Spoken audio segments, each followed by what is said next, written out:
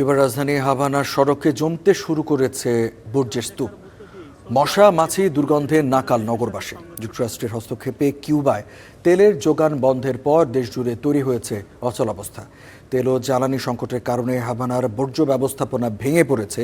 সরকারি সংবাদ মাধ্যম বলছে এই পরিস্থিতি মূলত জ্বালানির তীব্র ঘাটতি ও অর্থনৈতিক সংকটের কারণে। বর্জ্য সংগ্রহ করা যানবাহনগুলো জ্বালানি পাচ্ছে না, তাই বর্জ্য পরিষ্কারের কাজ চালানো কঠিন হয়ে উঠেছে।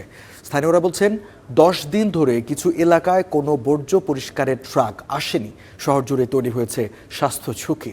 এমন পরিস্থিতিতে গভীর উদ্বেগ জানিয়েছে জাতিসংঘ।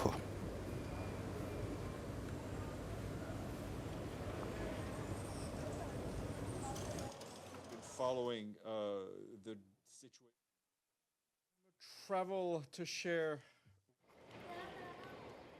Following the situation in Cuba extremely closely, and I can tell you জাতিসংঘের মহাসচিব কিউবার পরিস্থিতি অত্যন্ত মনোযোগের সঙ্গে পর্যবেক্ষণ করছেন। তিনি কিউবার পরিস্থিতি নিয়ে গভীরভাবে উদ্বিগ্ন। তেল সরবরাহের ঘাটতির কারণে সেখানে পরিস্থিতি আরও খারাপ হচ্ছে।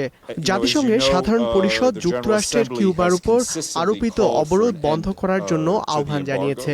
মহাসচিব চান সব পক্ষ সংলাপের মাধ্যমে সমস্যার সমাধান এবং আন্তর্জাতিক আইনকে সম্মান করবে।